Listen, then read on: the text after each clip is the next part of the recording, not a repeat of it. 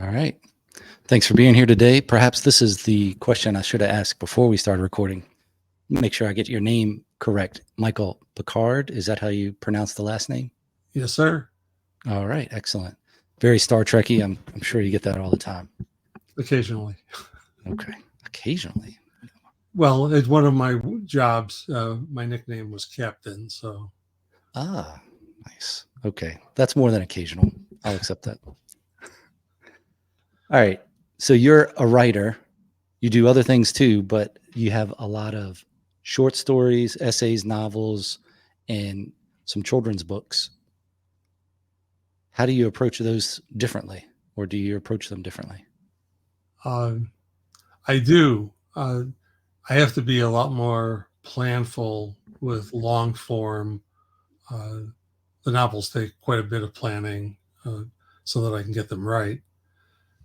For short stories, the process is kind of figure out the punchline first, get into it quick, have the situation occur, and then expose the punchline with appropriate teases along the way so that the reader doesn't feel like it was Deus ex machina and the answer came from out of nowhere. For the children's books, I interact with my grandchildren to help design those, to get their buy-in, to get their attitudes and opinions about what should happen in the story. And that helps build a relationship with them. It also helps, I think, generate a better end result. Yeah, I've read The Boy Who Sneezed Money. As a kid, I think it would scare me. I don't want to give it away for anybody. There's certain parts of it that would scare me. But when you were putting that together, do you use them as like an ideal reader where you kind of do it and then let them read it? Or do you pitch the idea to them and see what they think? Well, so for The Boy Who Sneezed Money, my grandson Lucas called and said, I have a story I want you to write, Jeepa. And I said, okay. And he said, the title is The Boy Who Sneezed Money. And I said, well, it's a great title. Besides him sneezing money, what has to go on in the story? And he said, well, he has to sneeze enough money to buy an iPhone. So there was no hidden agenda. And I said, okay, I can work with that. And I wrote the story, sent chapters to my daughter. She and he read them one chapter a night and enjoyed the story. And then he came back and said, and we put it up on Amazon for 99 cents, and he gets all the payments, the residuals. So I bring him envelopes of coins, and he loves that. But he said, I want you to write a longer story. And I said, okay. And he said, and I want to charge more for it. So he's of that age. That's all right. Yeah. He wants stuff. I said, okay, but this time you and I have to collaborate on it. You can't just give me the title. We have to pick the characters and pick the situations. And so we have been working through that. And we created a 12 chapter story that he had significant input on. I would give him a chapter and he'd read it. We were up at a lake house in Wisconsin, and I have my computer with me. I'm showing him chapters, and he'd read a chapter and he'd say, no, that's wrong. And we'd talk about it, and I would make edits based on his feedback. So that was quite intense. He was in there with me, and it is a Kindle Vella, and he is listed as co-author. Co-author on a different one, or the Boy That Sneezed Money? On the other one, it's called The Midnights, where Knights is like Knights of the Round Table. Okay, nice. I have to check that one out. The Boy Who Sneezed Money, I recognized his name from being a story by on the cover. That's nice. Wow. So that's that's a very similar, at least part of it, to like my experience with collaboration, where you can't be so tied to the story that you're not willing to hear when the other person says, no, no, no, that's not how it works, or that's not how it went. It went like this. Is that, have you collaborated on other things with? With adults, yes. Yeah. I've done two major collaborations. One, uh, I had a story idea and I knew how the story started, but I didn't know how it ended. And I had a friend slash writer who had contributed chapters to a progressive novel. So every person writes another chapter, Right. and you end up with kind of a mess.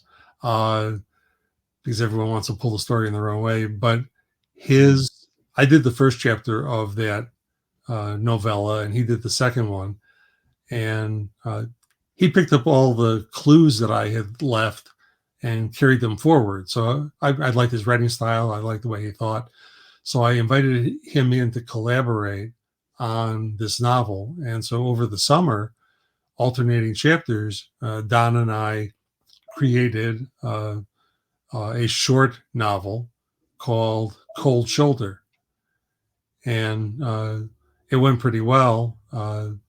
He's a music teacher at Lake Forest College. He had the summer off. So we had limited time, and we got about the first half of the eventual product done in about a month. And he said, well, I've got another month, so let's keep going. And at that point, we should have been a little more planful. He jumped the story way ahead. And I took his lead because I didn't want to ruin the writing relationship. And when it was all done and out there, uh, I said, anything that you would have done differently? And he said, yeah, I think I would have slowed it down when we moved from the first part to the second part. And I said, I Mhm. agree. So hindsight is 2020, but it's still a good story, a very quick read, and it gets some good reviews on Amazon. All right, nice. What other stuff have you learned from the collaborative writing, whether adult or kid? Um, well, I think that every writer has kind of a style built in, and uh, I think the thing I felt best about with Cold Shoulder was that people who read it, who we knew, came back and said, "I can't tell which chapters Mike wrote and which chapters Don wrote." Mm. And so I felt like that was a pat on the back that we had blended our styles. Yeah. In the other collaboration, uh, it's a book called Music Makes Marty.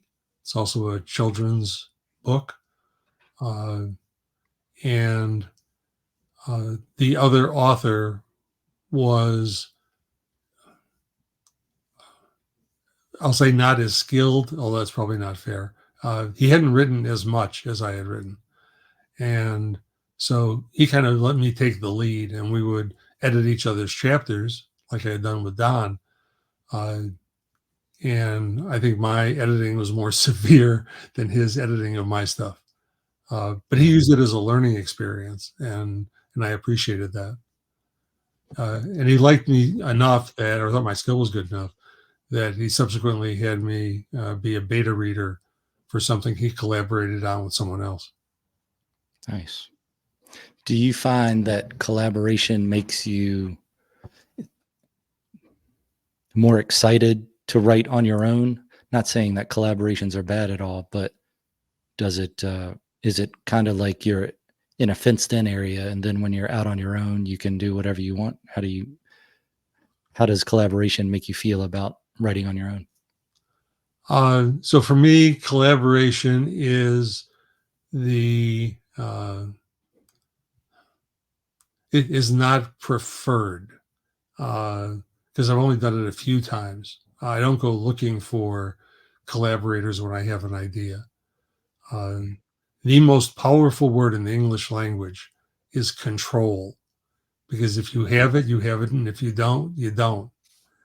And so if you're collaborating, uh, you are voluntarily giving up some control over the story. And I would prefer to take the story in the direction that I choose and not have to negotiate it. Hmm. I understand that. Do you think that that the collaborative story has more appeal to, or has the ability to appeal to more people, or do you think it just takes more time, especially if people say, I can't tell where one person wrote and one person didn't? Well, I think Don and I got lucky because our styles were very complementary. So it didn't take a lot of editing for us to blend our work. I think in some sense, if we bend the definition a little bit, every one of my novels is collaborative in that I heavily use critique groups to raise the quality. And so I have close to 10, maybe a dozen people who see the chapters, who provide me feedback on the chapters. And if the story is a compelling read, they take the story to heart and make suggestions to make the story better that are deeper than you misspelled a word, you left off a comma, uh, you didn't capitalize something. These are people who are more deeply involved in the story. And so if we stretch the definition a little bit, I have probably close to a dozen collaborators for my novels, not counting the beta readers before the novels get released. Okay.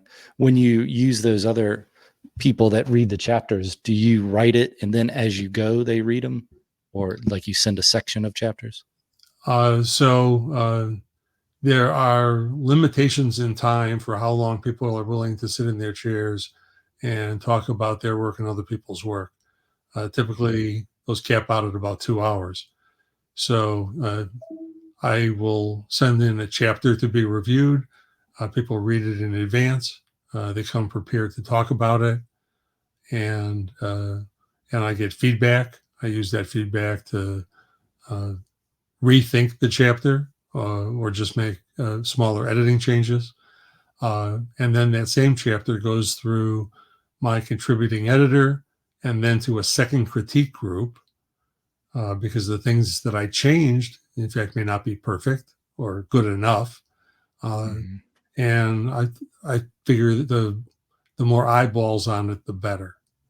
And then beta readers are the capstone, and then I'm confident that someone will read it and get out of it what I wanted to put into it. When you do the writing where it's the progressive collaboration where a chapter is written by each person and you're trying to connect those chapters, do you talk about the general idea of it, or is it more like an improv where you like this is the title, you write a chapter, I write a chapter, and we see where it goes? Or what's your way? So Don and I had a plan. We met once a week on Fridays at a local coffee shop. And by then we had received the chapter and done some edits, and we'd walk through the edits uh, and answer any questions about what we changed and why. And then the last part of the uh, coffee meeting was okay, you've got the next chapter. Let's talk about what happens in it, where it starts, and approximately where it's going to end. What will be the state of affairs at the end of the chapter? And we talk it through so that the person could deliver something that wasn't a shock. Mm. And so it was incremental planning, and that worked fine for the first month. And we didn't have an in-depth conversation about the next chapter to be written. And that's when Don advanced time a little further than I would have taken it. Yeah. It's when I've done the collaborations on short novels, so I would say novella length, that we had a general discussion. Like he told me the storyline. It was more of his story. So he's like, I just haven't written it yet. This is what I think happens in it. And then we start going from there. It's a lot of world building if you're dealing with science fiction or something outside of Earth, of course. But I did a lot of that. We talk about it, and then we start writing the chapters. And you do have to see those little ends that they put out there for you so you can connect to those and then carry the story forward. And sometimes it changes from what you planned on a little. And then a lot of times it would turn into, we would put things in there. I thought it was to make him laugh. So we did it on a software called Dabble. We started on Google Docs. And then for some reason we switched over to Dabble. I think we just liked the way it was better working between the two of us. It was in that beta form then, but I think it's a full offer now on Dabble. You can do co-writing on it in real time. And we didn't write at the same time, but if he was on there and I was on there, you could see what was happening. And then we'd have those just funny comments or funny scenes and situations where it's basically a serious book, but you have these things in it just to see if they pick up on it or laugh. Is that your experience in it too? Do you have that narrative going? So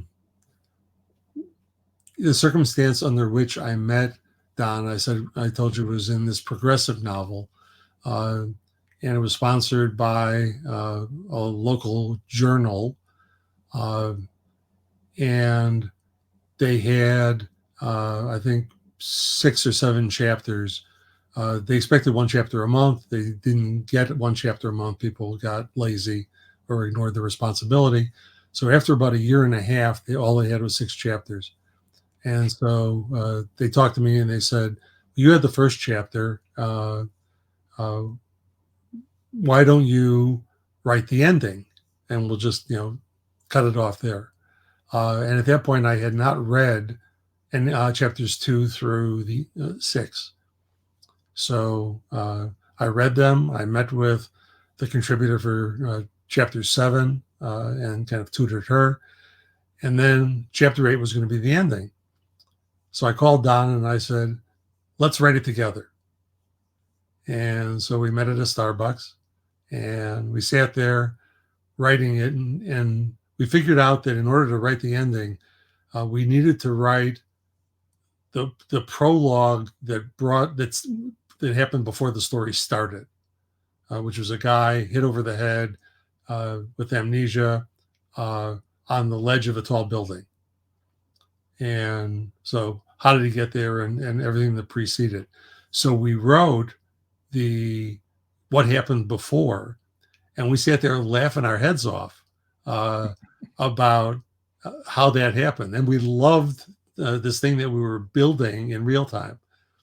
So we wrote the last chapter, and I said, we can't throw away this prologue piece. But we can't put it at the front. I mean, it'll ruin everything. So I said, can we put the prologue and call it prologue at the end? And so we went to the journal folks and they said, no, you can't call it prologue at the end, but after a blank page, we're willing to put in the beginning, ... and then put in this piece you wrote that describes how the thing actually started. And so that's the way it was published. Okay. So that was was it a journal or a book that it was published? So it's published on Amazon. The title, without any blank spaces, is Who, What, When, Where, Why.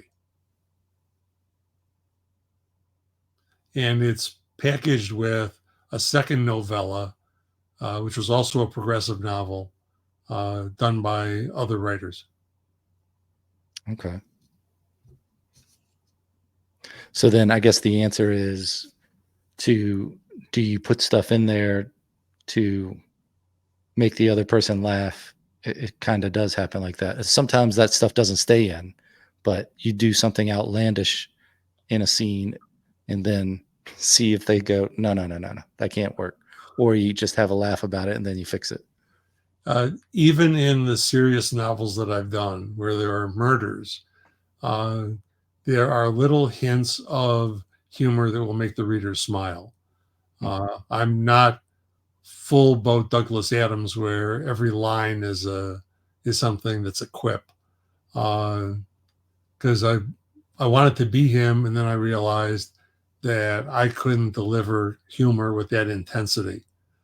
But I do want to lighten the mood occasionally with something that a reader will find pleasant, humorous, enjoyable, even in the midst of murders, dead bodies. I imagine you can have, whether it's about a book you've written mainly on your own or with someone else, that you could have a conversation about it that is far expands what's written in the book. And because the story will always be so much bigger to the people who wrote it, that you could have some good times at the coffee shop just reliving that, like what happened the next day, or what do you do then, or what's this other story involving this person. I think that's what happened when we were trying to flesh out the last chapter of the progressive novel. And the tangent was, well, we owe each other a singular version of what happened before. And it was in that creative process that we got a little wacky. And not everything that we said to each other in that session made it into the in the beginning ending of that novella. Right. What kind of program do you use for when you write, either alone or when you do the collaboration? So I know there's a lot of tools out there. I've sampled some of them. Writing friends in other parts of the country have been so kind as to give me online tutorials for some of those tools because they use them and they can show me how they use them. But I find those tools constraining. So what I do for every one of my novels, at least, is I have a folder. It's the novel name. And then I subdivide that folder into other folders. So there will be a folder for draft chapters. There will be a folder for chapters that have been reviewed by one critique group. There will be a folder for stuff that's going to the second critique group. There will be folders, multiple, for research, because every one of my novels requires research. I feel obligated to get the facts straight. So if I'm dealing with something, I need to know it well enough, understand it well enough, so that it's honest on the page. That if someone takes the time to look it up, they'll find that I knew what I was talking about. Otherwise, I feel like I lose credibility for the stuff where I'm stretching it at the edges, where I'm being creative and coming up with stuff that is the fiction part of the story. And so that organization scheme puts the things at my fingertips. I know where they are. I know how to get to them.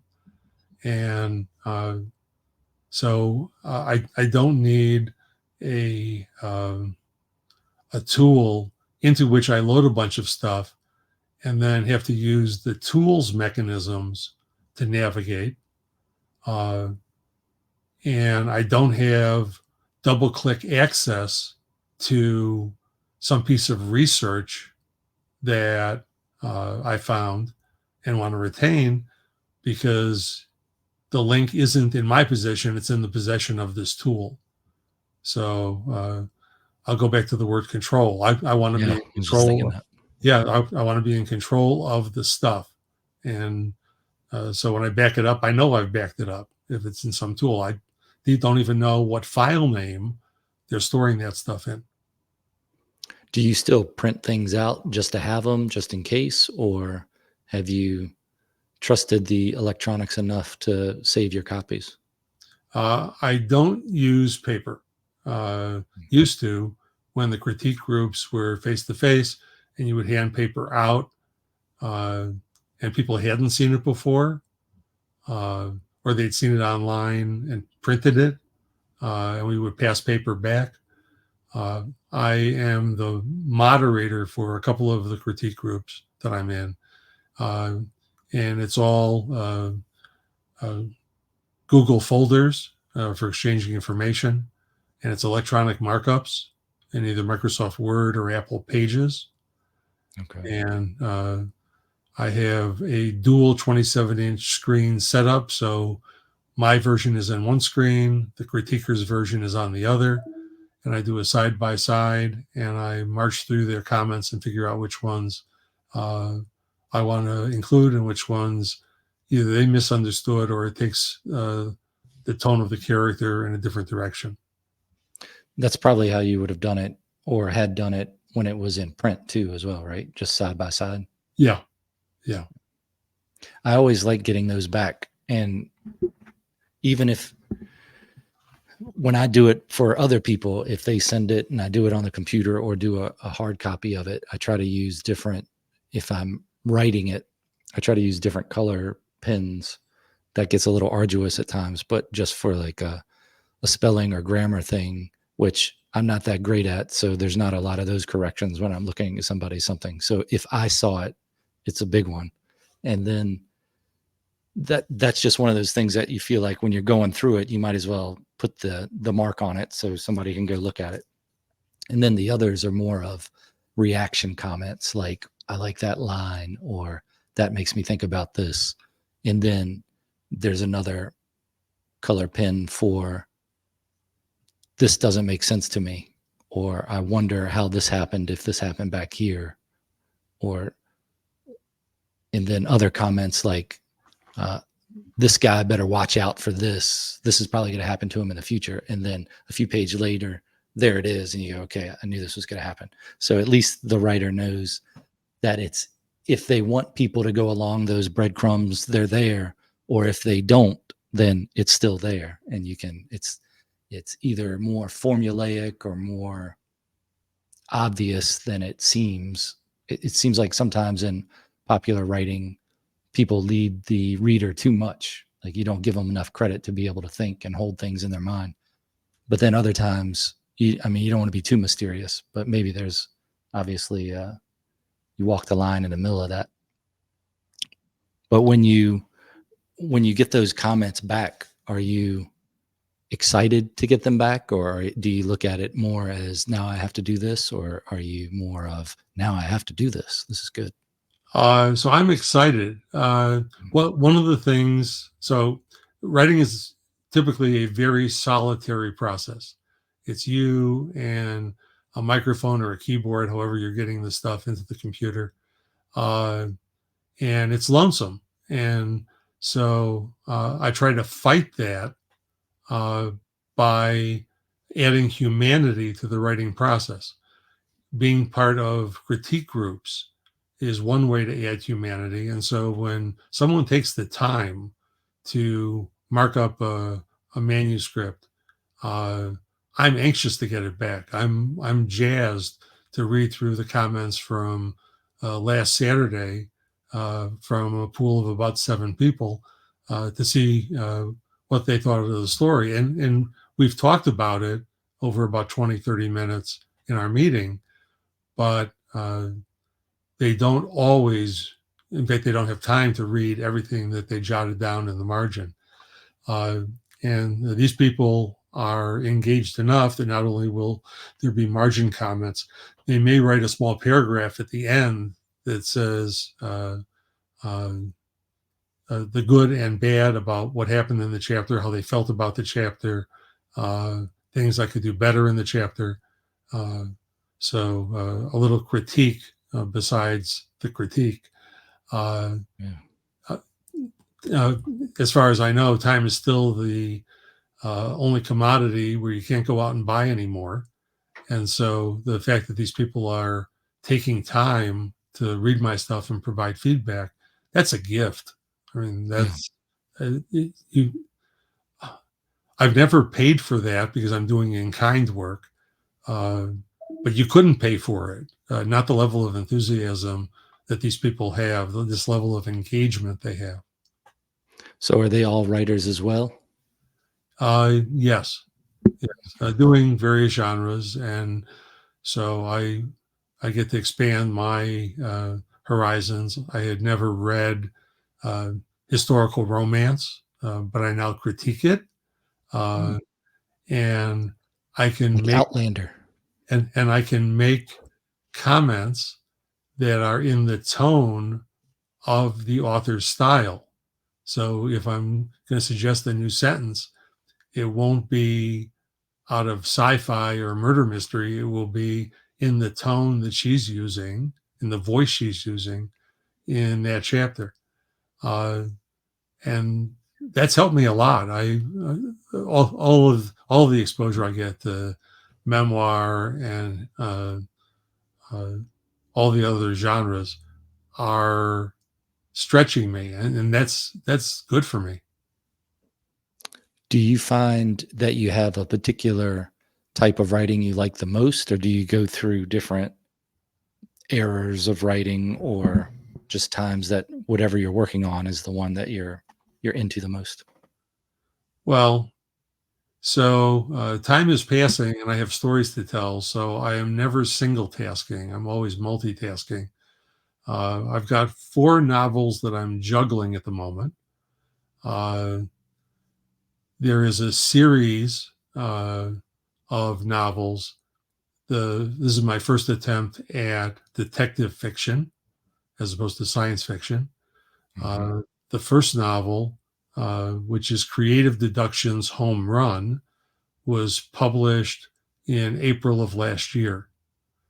And I was just notified last week that it is a finalist for the soon to be famous Illinois Project contest. So it's one of 3 finalists, and we'll know if it wins or not, I think, later in January. Uh, Nice. the second volume is in the hands of beta readers and should be out a year after the first tome. And I am going through edits and writing volume 3 of what I call Nick's story. Uh, but I'm also working on 2 science fiction novels. Science fiction has been where I started. It's my comfy zone. Uh, Okay. one of the novels is one that I was kind of playing with on the side. And it's kind of the place I go every once in a while. Uh, but we finished NaNoWriMo last November, National Novel Writing Month, for your listeners who don't know what that is. And I dumped out about 79,000 words uh, for a novel. And uh, what I did on January 1st, after leaving it alone for a month, is I read all 79,000 words over 3 days. And we'll start shortly to turn those into scenes and then into chapters. Uh, so I find myself moving from project to project during the day, and deadlines. So Saturday, they're going to see another Nick Volume 3 chapter. Better make sure that's ready.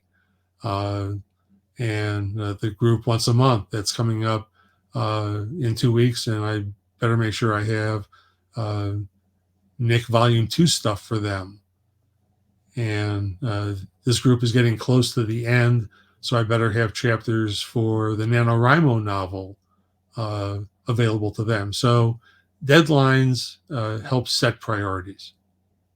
Are those deadlines that you make for yourself, or is it through some sort of editor or publisher? Uh, it's group meeting dates and times, uh, Okay. because I'm depending on them to help me make the work better. Then I better have something for them to review. And the meeting dates are the meeting dates. So uh, uh, having deadlines uh, is an excellent motivation for a writer, whether that Yeah. comes from a publishing house, your editor, or some critique group. It helps uh, keep your eye on the ball. Yeah, I agree. The deadlines give you some sort of accountability to greater than yourself. It's important. What do you do for your like writing atmosphere? How do you get into the zone for writing? Where do you do your most writing? So I have an office, which is cluttered with electronics. And I'm not one of those people who needs background music. In fact, I would be distracted by background music. I have a little door hanger that I put on the doorknob on my room that says, "Writing, please do not disturb." And my wife honors that. And I will mentally decide on a chunk of work that I want to do, and I just start doing it. And there's nothing around except my eyes and the words on the screen.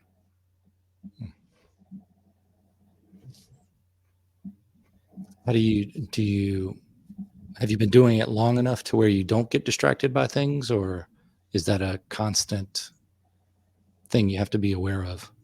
I've been at this for a while. The very first novel, which was an accidental novel, was published in 1998. And although I wasn't retired back then, because I've had 2 jobs since that date, or at least worked for 2 different companies. I was always writing in spare time, on a lunch hour, in the evening, on a weekend. When I finally retired in 2017, writing became my full-time job. And so I will be in the chair for at least 4 hours a day, working on something, processing feedback, looking at what I call my mountain of words from NaNoWriMo. That's trademarked. Or doing research on something that I thought was well researched, and then I come across something and I go, oh, well, no, I got to learn some more. So at the moment, I'm learning about cryptocurrencies. In the past, I've done research on Area 51, as much as you can research Area 51. I've learned the dissection process for a porpoise. So I've learned all kinds of pretty useless stuff, but it's honest on the page. And so that gives me credibility. People will read it and they will believe it, and they'll believe it because it's true. And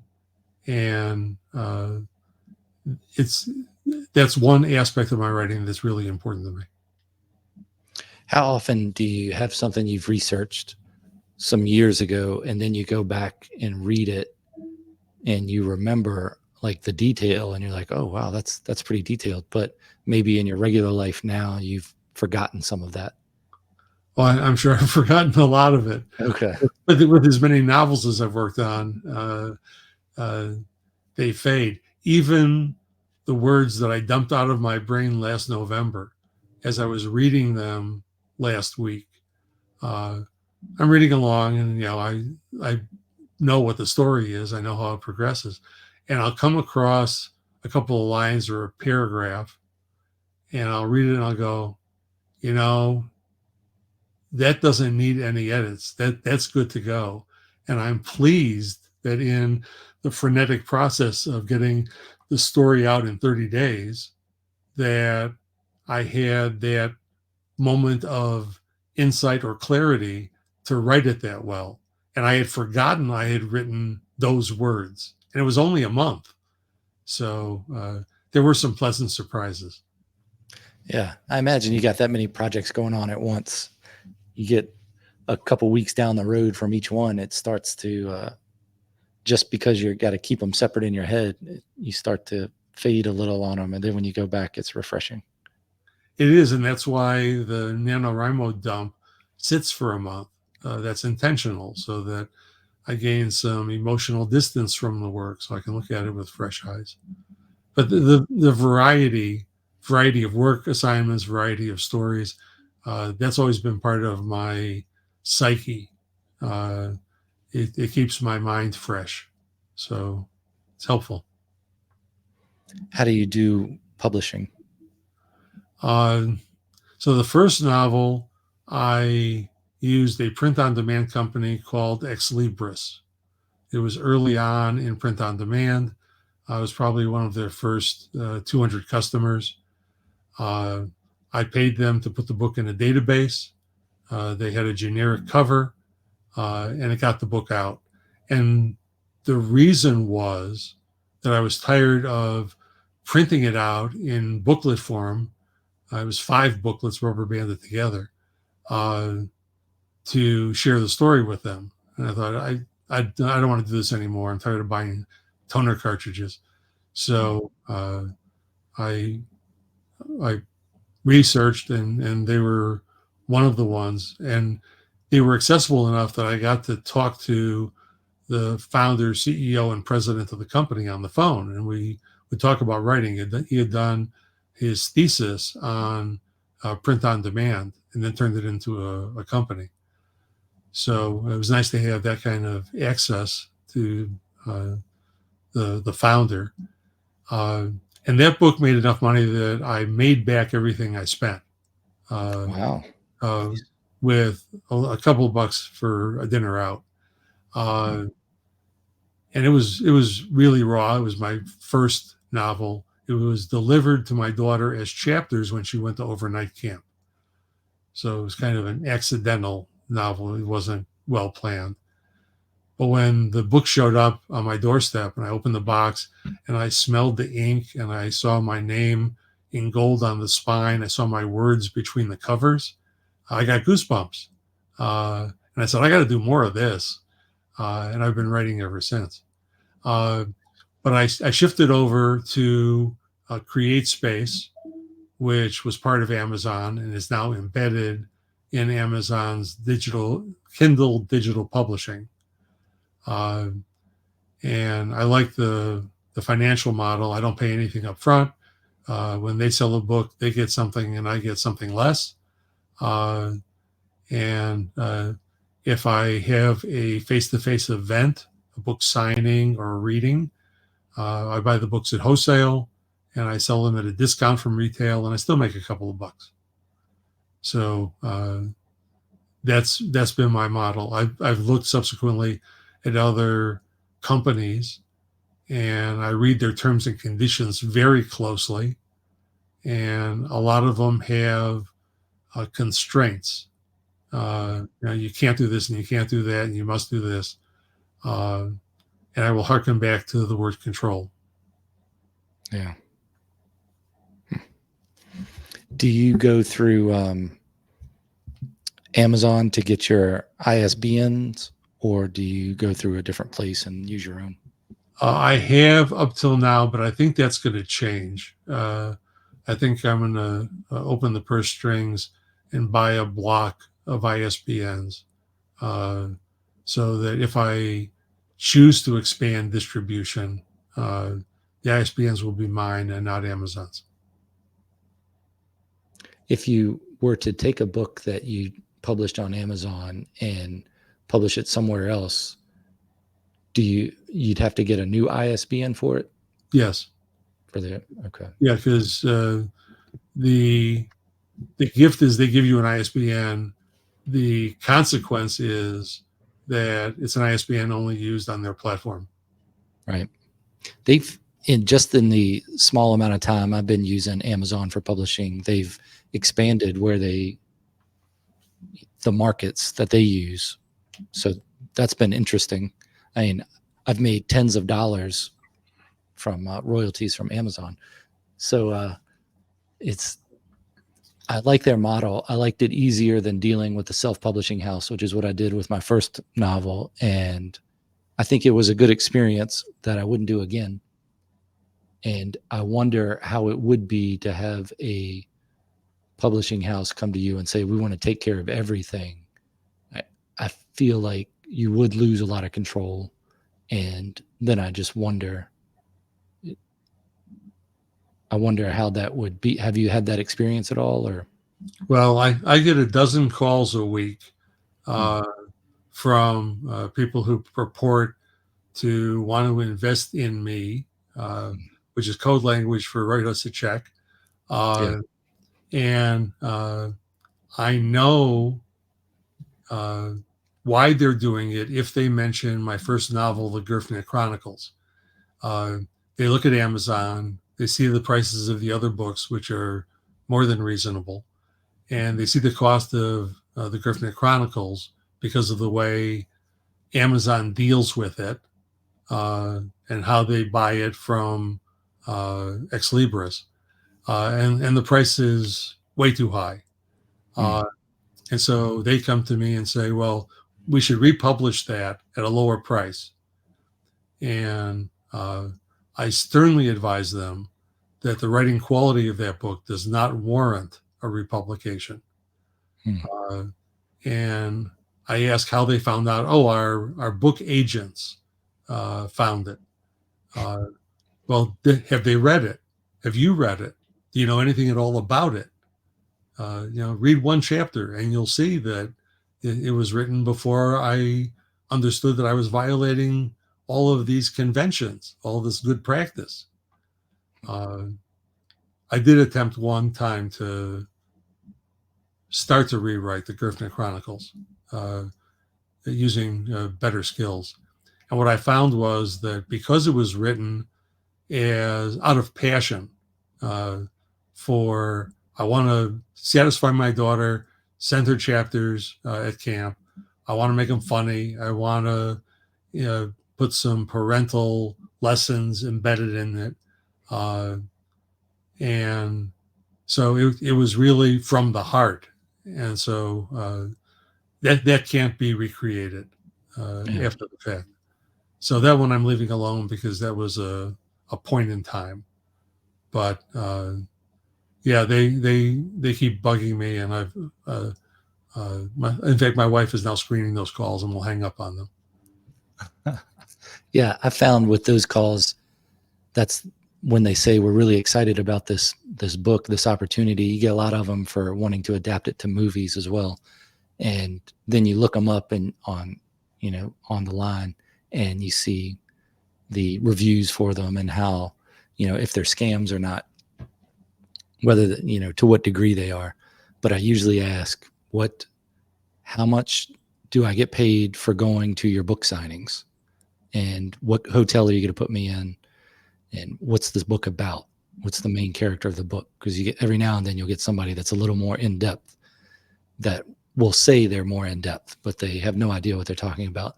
And oftentimes you get the call from a company and they're trying to get you to do a book that's not yours, that their list got mixed up somehow. So they're asking you all about this other book. And then, those are, every now and then I'll have those conversations, but usually it's, I try to block the calls when they come through, or just ask to be removed from that calling list. But yeah. Well, I have enough artistic skill and computer skill. I did the first 8 covers myself. And then there was an opportunity to involve a graphic artist who lives on the East Coast. And she did a cover for me, and it felt much more professional because she was a graphic artist. And it was well received. That was Forward and Back. So that's the book from 2 years ago. yeah, with the 2 running people on the front. Yeah. What I call the perfect science fiction time travel novel. And then it's high praise from yourself there. Well, so there is no such thing as time travel, right? So there's no science. So people who write movies or books about time travel set up their own rules. And in every book and in every movie I've ever seen that had time travel, the author violates their own rules. So they set them up and then they violate them. And I decided that when I did my time travel novel, because every science fiction author at some point needs to do a time travel novel, I Yeah. decided that I would not violate my own rules. And so I was meticulous. And so there were, I think, 7 people in the first critique group. There were another 5 in the second critique group. There were 2 rounds of beta readers with 5 people each. At the end, I had about 20 people, and their task was find the place where I violated my own rules. You do all the other edits, but that's the main task. Where did I blow it? And they all came back and they said, I can't find the place. So I published the book and I had a contest. And I said, anyone who buys the book and finds a place where I violated my time travel rules, I'll reimburse you the cost of the book. And a month went by and I got one email from someone who pointed out other inconsistencies, but not about time travel. And so I thanked him. I made changes in it because on Amazon you can. So there was a second edition.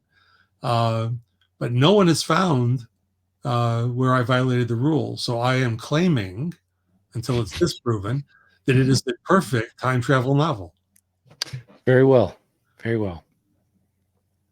This artist is doing all the covers for my 3-volume detective epic. And she's doing them with consistent fonts and consistent graphics. And they look very nice. The back cover in particular of the first volume was a custom graphic done by her husband, who does 3D modeling. And so it's a picture of some artifacts from the novel that were designed in 3D, but then sliced into 2 dimensions. And it's gorgeous. When you finish that 3-book series and you line the spines all up, is it going to be a picture on the spines? So one of the things that she did was there are very faint blue circles with lines connecting them. And I didn't prompt that, but I looked at them and said, oh, Nick is finding clues, and he's threading the clues together to solve the thing he's investigating. And so the little circles are clues, and the little lines are how he's connecting them. If you look at the front covers of the book, side by side by side, the blue lines between the circles connect. And so it lays out as one large map of circles and lines. Okay. And that's the little Easter egg bonus. Yeah. Nice touch. How do you pick what your themes are for your books? So I always have more ideas than I have time to write. So that's a good thing. And there's a couple of things I want to accomplish when I write. Certainly I want to entertain. That's kind of the opening stakes. But I also want to inform. So any of the facts that are in the story, I want those to be legit. I want to give readers the opportunity to think. So I do embed themes for consideration in the novels. And the fourth thing is, and all authors should do this, I want the readers to feel. The authors complain about having trouble getting emotions on the page. So if I write, Fred felt angry, I've put emotion on the page, but that's useless. So I bought this thesaurus of emotions for writers. And for every emotion, there's a page of physical activity, clenching your fists or sweating or not making eye contact. And it's a robust book, self-published, by the way. And so I was using that as a step up from Fred felt angry. But it's trite stuff, heart beating faster, sweating. How many times have you read that and gone, oh yeah, that all writers use that? So the goal I've set for myself is I don't want people to read emotion on the page. I want the readers to feel the emotion in their bodies. So if the character is angry, I want the reader to be angry on behalf of the protagonist. That's easier said than done. And I still struggle to make that happen. That's one of the pinnacles I haven't reached yet. So that's overall what I want in a story. What do I want in terms of a theme for the reader to consider? Those come from real life. So it can be things about people scared about technology, or upset with politics, or characters growing up and being manipulated by others. And those are, they're not enumerated in an appendix. They're embedded in the prose, and you come to understand them as you read. And what I want readers to do when they read the end and close the book is to think for a moment, then or later, about those themes, just for a moment, so that it echoes with them. If they do that, then, pun intended, that's a home run. Do you think that you have a consistent theme or something that appears in all of your books, whether you knew it before I asked that question or not? Like, thinking about it now, was it unconscious or conscious, a connecting theme through everything you've written? Not that comes to mind easily, because the nature of the stories are quite different. So I don't think there is one. I think they are more focused on what's going on in those particular stories. And if you scraped away at plot and character, and you were looking for, what's beneath it all, I think that's different novel to novel. What do you think, just as you as a person, if you had to have a theme of what you thought about or what you come back to a lot, like a main thing, what do you think that is? Do you think that comes out in your writing? In a number of the stories, there is a protagonist who is trying to figure out their lives, or their life. Who are they? Where are they going? What direction? And in some of those stories, they're being intentionally manipulated. In some others, information is being withheld for them, supposedly for their own good. And so maybe in some of the stories, they are growing up stories. They are people identifying after struggling or investigating or learning. They start to get more comfortable with who they are and what their life trajectory should be. I think that's reflected in a couple of the novels. Okay. Nice. How did you decide to do the book about the Bible? So that's not me. That's not you. No. Same name, but different person. Yeah. When I was looking at those, I was like, man, that seems different than the normal thing you write. There are two oopses on Amazon. One is that his work and mine are conflated because we have the same name. And there is someone who wrote a novel called Invasive Species, and I have a novel called Invasive Species, and her cover shows up on my author page. The Seed one? Yeah, well, that's my sci-fi trilogy, but one of the books is Seeds. But the first novel doesn't have a subtitle, so it's just Invasive Species. And Amazon gets that one wrong because they put the wrong cover. And she's written to them and said, my cover isn't showing up where it should. Can you fix it? And they, of course, promise that they're going to fix it, and it's still not fixed. Huh. Yeah, those two are what I had the questions about. Where I saw the invasive species one, and then so that book that's about invasive species, the Seeds, is that yours or is that the other person's? So Invasive Species Seeds is mine. Okay. That is volume 2 of the trilogy. So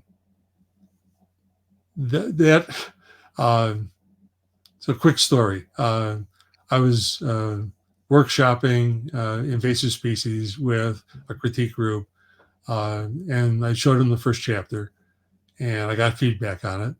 And I got an email from one of the participants who wrote to me, and he said, "Do you have the rest of it?" I said, "Yeah, I've got a draft of the rest of the novel." He said, "Send it to me." No one has ever done that before in a critique group. So I sent it to him, and he said, "You don't know what you have here." Okay, I thought I did. Well, this guy read the entire novel. He did a bunch of line edits. He made a bunch of suggestions about plot, and all of them were good suggestions. He really took the novel to heart. But he had one suggestion that I rejected, which was, "You need a sequel." And I said, I don't have more story to tell. That's it. It's a one-off. But he planted a seed, pun intended.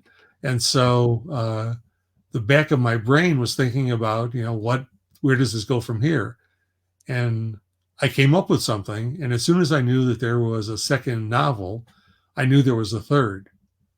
And so I worked on and subsequently delivered books 2 and 3 in the Invasive Species trilogy. And so I had fulfilled a sci-fi writer's goal, and now I have a gold star for writing a sci-fi trilogy. Nice. When I saw the Bible one, I thought, we're going to have a theological conversation about rediscovering the Bible. It's kind of disappointed now. Sorry about that. Have you had any other troubles with going through Amazon like that, where they put the wrong thing on there, or it gets crossed up somewhere? No, the biggest problem I have is they outsource the physical printing of the paperbacks, and the people at that factory have no sense of what it takes to protect the product in the box. And so I often get a box of 10 or 12 books where at least one of the covers is mangled or ripped. So I have to call Amazon and get a credit for the one that's damaged. And in most cases, they do not ask me to return that book. So I patch it up and I make it a demo copy. So when I'm someplace and people want to pick up the book, it's labeled demo and they can look at the book. And the fact that the cover had been torn and taped, it's not a big deal because it's not the one they were going to buy. When they do the print on demand part, they have different places around the world, the US for sure, where they print them. Correct? That's true. And if you complain to someone on the phone at Amazon about that packing process, the first comment you'll get is, we outsource that, as if that makes the problem go away. but it doesn't. They delegated the responsibility. They need to own up to it. Yeah.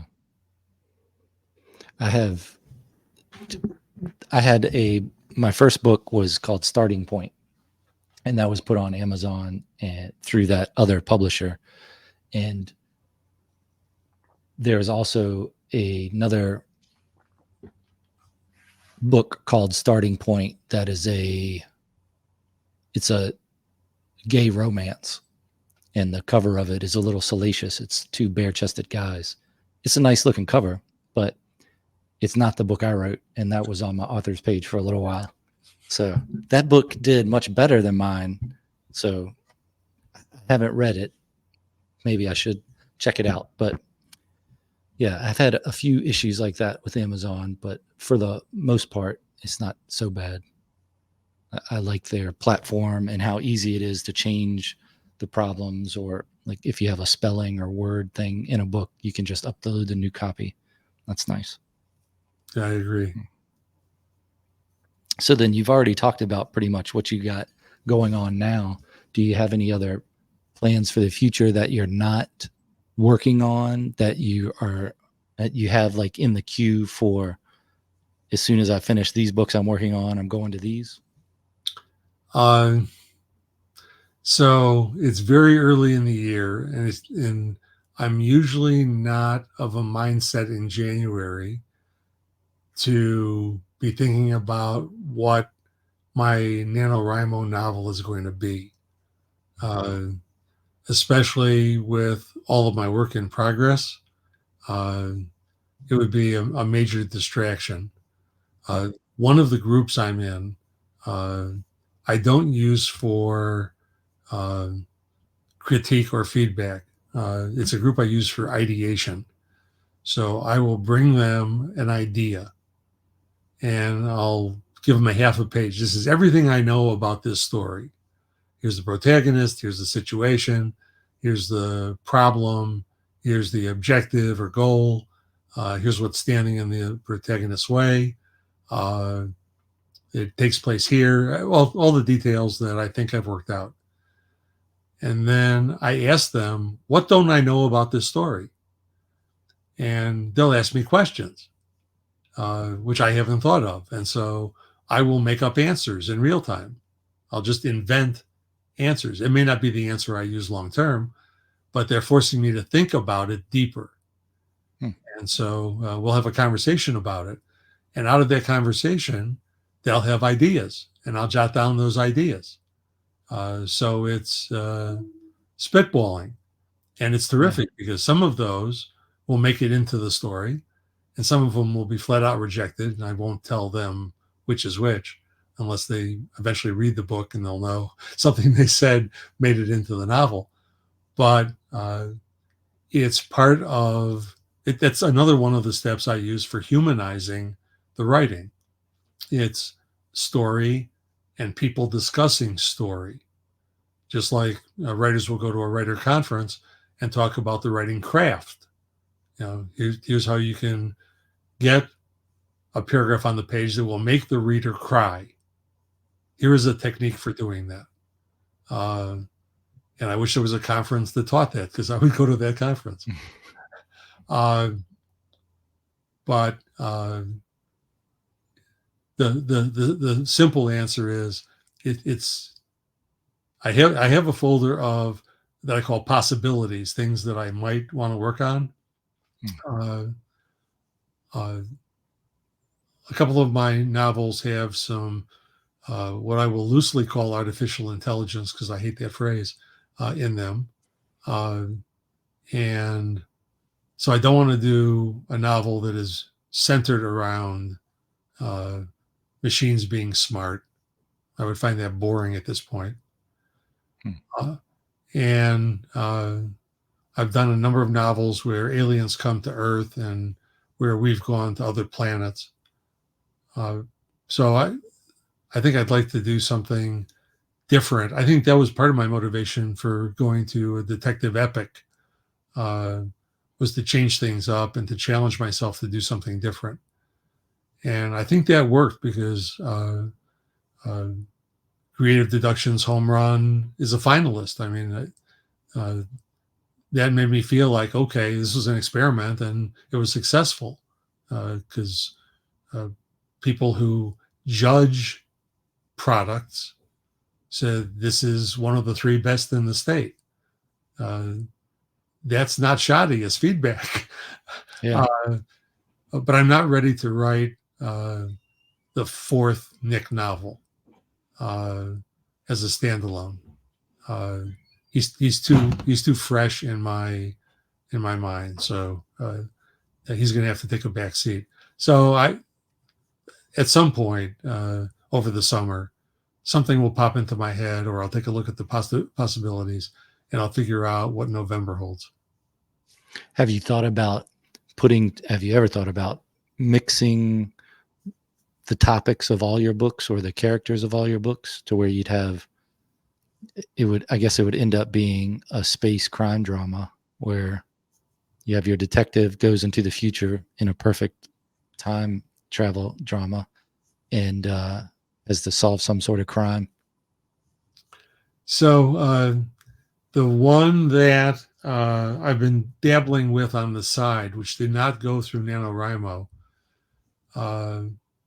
was an attempt to have a crime on a planet 400 years from now, where that planet was populated by people from what I call old Earth. And the protagonist is not a detective, but his mother goes missing, and they look for her all over the planet, and it's a colony. So how big is it?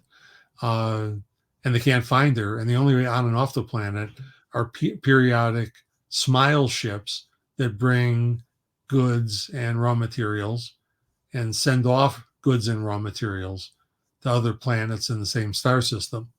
So it's not like she could have just up and gone to Cincinnati or something. So it was the thought of crime in space that drove me to dabble with that. And the only time aspect is it's 400 years in the future. So I get to do a little bit of world building, but reflect on some old Earth stuff. So it's an interesting mix. Yeah, I think you always have those basic things that people are concerned with now, and then you just put it in the future setting. People are probably still going to be concerned with it until maybe you take out what makes people. If you go with the computer intelligence, or I'm always struggling to find a better name for AI than AI, but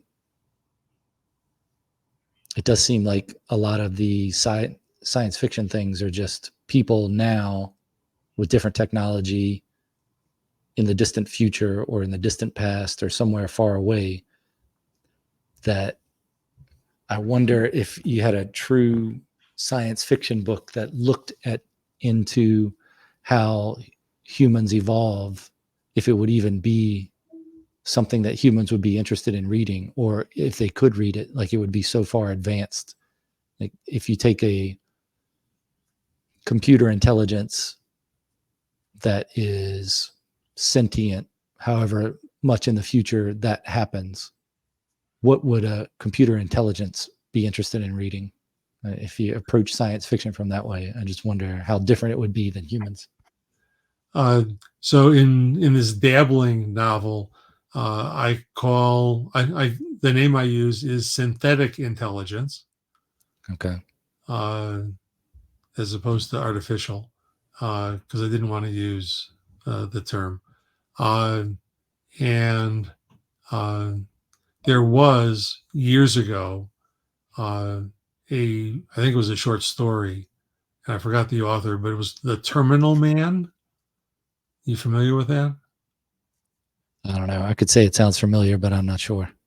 The general plot is that a guy wants to live forever, and so he starts inputting his thoughts and ideas and his personality into a computer, Uh, and the unintended consequence is, as he puts it into the computer, he loses it from himself. And I don't remember how it ends, but the idea was that yes, he'd prolong himself in this computer environment, but he would lose himself in the process. Yeah, there's a Terminal Man by Michael Crichton. That's it. Okay. I think that's the story. So I thought that was an interesting story, but it's already been written. Yeah, I wonder how often a writer thinks about something and then someone comes up to him and says, "Oh, that's like this." And you go, "Oh man, it is like this." Like when I explained the whole thing of mixing your people together, I then thought of Judge Dredd with Stallone, and I was like, "Oh, that's basically that." They go, he's frozen, and then they bring him back and to fight this guy that is a different type of criminal because he's in the past. You're like, "Oh, that's a good idea. They've already done it." Someone challenged one of my novels and told me that it was similar to a movie he'd seen. So, of course, I rented the movie and watched the movie. And there were less than 5 items, factoids, if you will, that that were identical, uh, whether it was a place or a component of a situation. But the plot of my story and the plot of that movie were dramatically different. And so I went, okay, I can see why he thought they smelled the same, but if you took a bite out of it, it wasn't going to taste the same. Yeah, it's tough to, I guess, write something new especially when you get to, if people start using the computer intelligence more, and you're not going to be able to tell what people wrote and what people didn't write. Just how much stuff just gets repeated over and over again, whether it's the hero's journey, or you can always go back to probably one of the classics and tie a plot into Homer or someone else. But then you research more and figure out that Homer took that from someone else before him. So I guess you just come up with the idea as much as you can. And then if you realize that it's influenced by something else, you either say, yeah, it is, but you change it around a little, or I don't know. What have you ever had that issue writing anything besides the one you just told me about? So I worry, and therefore I pay attention to what I'm crafting versus things that I have experienced, because I don't want overlaps. I am a creative enough guy that I can take a circumstance and twist it in a way that I don't think anyone has done before. So the novel I did in NaNoWriMo, just to give you an example, aliens come to Earth, and the protagonist is an anthropologist who is supposed to be the person who greets them and establishes first contact. And so she has a team of linguists from around the world who are at the ready. And she's all mic'd up and a body cam, and she's going to approach one of these aliens. And the aliens turn out to be balls about 3 feet in diameter, 2 or 3 feet in diameter. They have no eyes, they have no nose, they have no ears, they have no mouth. So they don't make any sounds, and they don't seem to react to any visual stimulus or auditory stimulus. and she feels like she's at a dead end. I don't know of any story where the alien who shows up can't talk, can't hear, can't see. I think that's unique. Now, Hmm. maybe there's something out there where there are aliens who are sensorily deprived, but I don't think I've ever experienced one. So that's what I wrote. Hmm. Yeah, it's tough because I think when you read a story or you hear a story, you're trying to draw parallels to it to be able to say, oh, it's like, just to be able to understand it a little better. So when you're explaining that, I'm thinking about Star Trek with the triples. Is that what they're called? The little fuzzy things that were just repopulating all over the Enterprise. So Yeah. like that's as close to I get as a ball, or maybe even another Star Trek thing where you talk about Q, the Next Generation one, where I think they first observe him in a sphere, but he's like a god, so he can communicate and all these other things.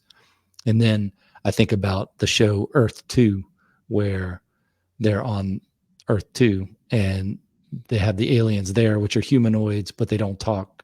They just appear in their dreams and they talk to them through telepathy. But yeah, I don't know of any that's just a sphere. I mean, I could go back to some Dungeons and Dragons stuff from back in the day, but those are more gelatinous cubes and such. Yeah. But yeah, it's that struggle to be original, but you're created in a world where you've had all these experiences, and then you're trying to make something that someone else that's in this world with all those similar or different experiences can understand. So that's the challenge of writing, I think, if you could look on the macro scale. I think that's one of the reasons why I got so involved in doing the detective epic, because uh, it happens in 2018. So very little world building. And it's all about characters and situations. And there's a little tech thrown in because at heart I'm a sci-fi guy, so there's some technology. Uh, but the uh, the outrageous things that the bad guy does seem almost irrational or nonsensical. They make sense to him, but not to anyone else. And so people are always, at least my detective, is questioning what's going on. He doesn't understand because it is intentionally not understandable. And so the reader is on the same roller coaster as Nick is, uh, trying to figure out what's going on around him. Nice. Yeah, I would imagine that would keep the person reading to a certain point. If they don't know what's going on 500 pages into it, they might lose interest. But yeah, it's good. Yeah, pacing is important. Yeah, yeah. What is the best way for people to be able to see or interact with your work? Is it through your website or Well, so Amazon? I'm technical enough that I could build a website, but I'm not sure that the effort would be worth the result. Um, so what I've been depending on is the Amazon author page, and what I've done to make that easy is I've created a redirect URL. So www.gerfnit,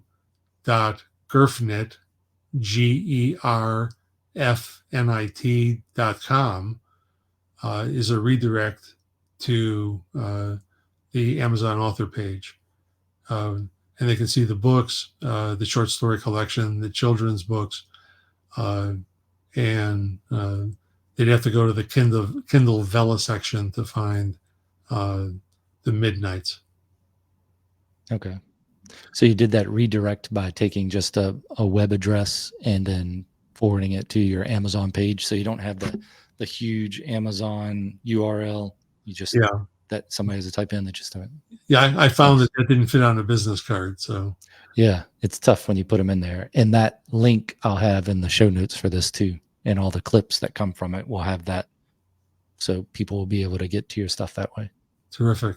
I also, if it hasn't been clear, I like human interaction about writing. Mhm. And so if one of your listeners or viewers says, I have a question for Mike, they can get to me at author@gerfnet.com. And they don't even have to have bought one of the books to write me an email and ask a question. That's nice. How often do you get questions on that? Uh, Not much. People aren't taking advantage of access. I wish they would. I don't bite. So I'll throw a question in there, in a week or two of when you're making lasagna, what temperature do you use, 350 or 375, and for how long? Just see if I get a response back. Do it. Do you answer those in like a character of whatever book they're talking about, or how Typically not. creative do you get with that? Okay. What I want and what I think they appreciate is a clear communication. So I I honor the fact that they took the time to write, and I will give them the best answer I possibly can. That's a good idea. Well, do you have any other things you wanted to cover before we closed it up today?